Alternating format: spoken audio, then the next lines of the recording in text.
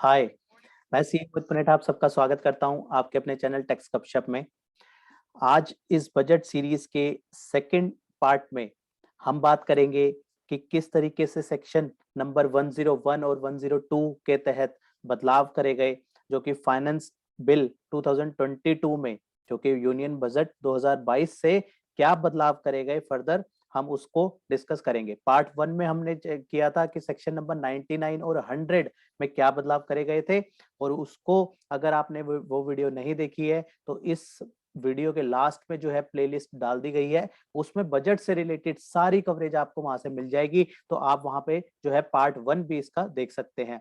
Better रहेगा आप continuation में देखें, ताकि जो लिंकेज है वो भी साथ साथ चलती रहे और एक सीरीज प्रॉपर जो है आपके सामने आ जाए, और सारी की सारी इंपॉर्टेंट चेंजेस जो कि बजट 2022 में आए हैं वो जो है रिकॉल हो जाए।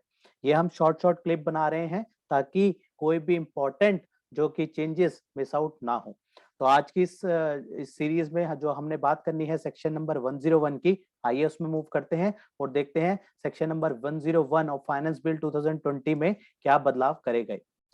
इस पे जो यूनियन बजट 2022 के section number 101 of finance bill 2022 की हम आज बात करने जा रहे हैं, जिसके थ्रू बदलाव करे गए हैं section number 34(2) of CGST act 2017। इसमें क्या बदलाव करा गया है, उसका क्या इम्पैक्ट आएगा, धीरे धीरे इस बात को समझते हैं। इसके लिए इसमें जो प्रोविजन था, इसमें यही लिखा गया था कि any registered person who issue credit note in relation to the supply of goods and services or both shall declare such credit note, कि कोई भी क्रेडिट नोट लास्ट कब तक डाला जा सकता है। लास्ट उसकी डेट थी कि वो सितंबर मंथ की जो साल है, जो फाइनेंशियल ईयर है, उसका नेक्स्ट जो ईयर आएगा उसके सितंबर मंथ तक जो है हम क्रेडिट नोट की जो है, अगर हमारा कोई क्रेडिट नोट स्किप हो गया तो हम उसको कंसिडर कर सकते हैं नेक्स्ट ईयर के सितंबर मंथ तक। राइट, यहाँ पे ये वर्ड यूज करा गया था सितंबर मंथ। अब जैसे कि हमने पहले पार्ट 1 में भी डिस्कस किया कि काफी जगह जो है सितंबर को चेंज करके क्या कर दिया गया है, नवंबर, 30 नवंबर कर दिया गया है। तो यहाँ पे भी सेम वे पे चेंजेस कर दिए गए हैं। अब जो हमारा इसका क्रक्स निकला, अब हम क्रेडिट नोट अगर हमारा कोई मिस हो गया है तो हम वो क्रेडिट नोट कब तक इशू कर सकते हैं, हम उस फाइनेंशियल ईयर के, फाइनेंशियल ईयर सपोज 2021-22 की अगर बात करें तो यहाँ पे हम कब तक, इस अगर हमें इस साल का कोई हमारा इनवॉइस छूट गया, हमारा कोई क्रेडिट नोट छूट गया सॉरी, तो हम उसको कब तक ले सकते हैं, 30 नवंबर 2022 तक हम उसको ले सकते हैं। यहाँ पे जस्ट यही बदलाव करा गया है, बाकी जो पार्ट है वो यही है जो सेक्शन में पहले था वही, इसमें कोई और बदलाव नहीं है। जस्ट सितंबर को चेंज करके यहाँ पे 30 नवंबर, और ये तो पहले ही कंडीशन थी, और annual return which ever is earlier अगर एनुअल रिटर्न पहले फाइल हो गई है तो वो डेट, हमारी लास्ट डेट क्या रहती है,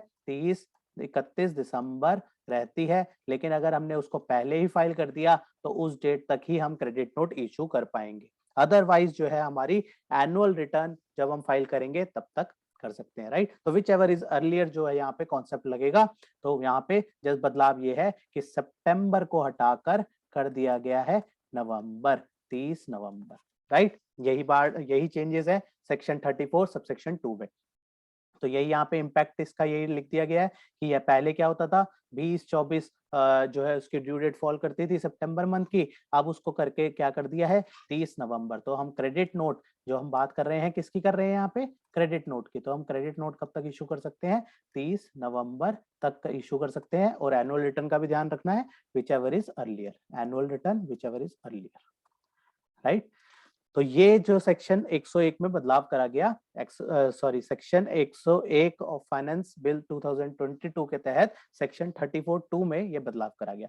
नेक्स्ट उसमें मूव करते हैं, तो सेक्शन 102 के थ्रू जो बदलाव करा गया है, सेक्शन 37(1) में क्या गया। 37(1) किसकी बात करता है, ये आउटवर्ड सप्लाई की बात करता है। किसकी करता है, आउटवर्ड सप्लाई की बात करता है। आउटवर्ड सप्लाई की हम डिटेल किस पे फर्निश करते हैं, अपनी GSTR वन में हम इसकी डिटेल फर्निश करते हैं। काफी सारे इसमें बदलाव करे गए हैं, वन बाय वन समझेंगे कि क्या क्या बदलाव है।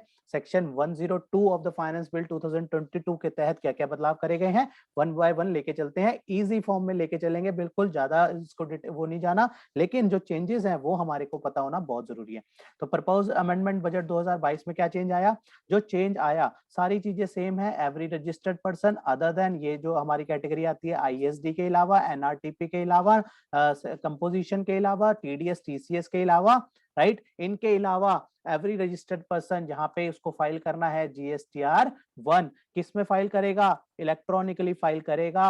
इन द मैनर प्रिस्क्राइब, मैनर क्या है? जीएसटीआर 1 फॉर्म है, उसमें क्या जाएगा? Detail of the outward supply जाएगा, राइट। ये सारी चीजें आपको पता है। On or before the 10th date, right, 10th date यहाँ पे लॉ में लिखा हुआ है, राइट। तो इसको, इसके रिगार्डिंग जो नोटिफिकेशन में भी बदलाव करे गए थे, 10 से 11 कर दिए गए, उसको मैं एक झलक दिखा देता हूँ, ज्यादा रेलेवेंट नहीं है वो। अगर नोटिफिकेशन हम इसकी बात करें तो नोटिफिकेशन के तहत यहाँ पे ये जो है जीएसटीआर फॉर्म जीएसटीआर 1 की डेट 11 कर दी थी। उसको फर्दर जो है इसकी डिटेल में डिस्कशन में नहीं जाएंगे, जस्ट उसको आपको रेफरेंस के लिए दिखा दिया ये नोटिफिकेशन। अब दोबारा से मूव करता हूँ वहीं पे जो हम बात करने जा रहे हैं यूनियन बजट 2022 के 22 के बारे में, राइट।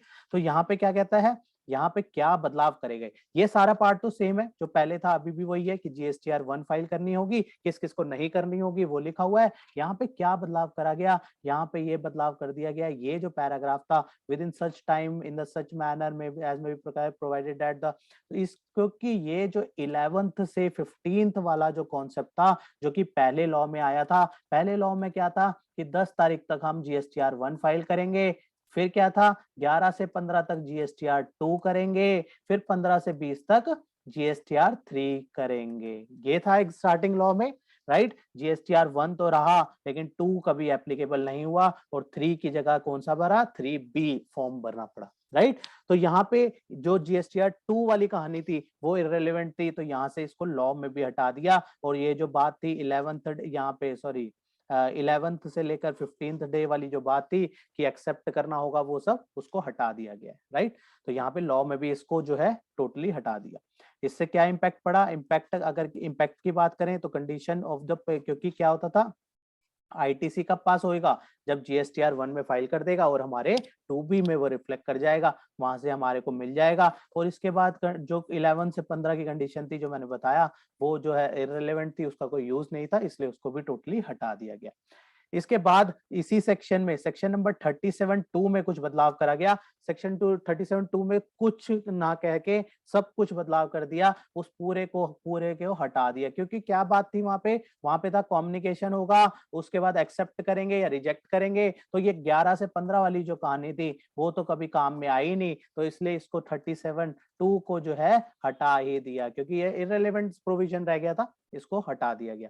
अब इस अगले सेक्शन में, सेक्शन 37(3) में क्या बदलाव करा गया? सेक्शन 37(3) में जस्ट छोटा सा चेंज है, बाकी सारी चीजें सेम है। एनी रजिस्टर्ड पर्सन, वही सारी बात करी है कि जो जीएसटीआर 1 फाइल करेगा। यहाँ पे जो बात थी ना वो वाली जीएसटीआर हमारी कौन सी? जीएसटीआर 2 और 3 वाली जो बात थी, 2 और 3 वाली, इसका जो प्रोविजन था सेक्शन 42 और 43, वो जो है एनफोर्स में नहीं था, वो बेफालतू का सेक्शन रह गया था, उसको हटा दिया। तो यहाँ से भी उसकी बात यहाँ पे हटा दी। और दूसरी चीज, एक बदलाव और करा गया। क्या बदलाव करा गया? जो कि हम पार्ट 1 पहले इस सीरीज की पहली वीडियो से बात कर रहे हैं कि नवंबर डेट बहुत जगह कर दी गई है, सितंबर की जगह नवंबर, तो उसका इंपैक्ट यहाँ पे भी कर दिया। यहाँ पे जो लिखा गया था प्रोवाइडेड दैट में क्या था कि कोई भी rectification of error and omission कब तक नहीं कर सकता था वो?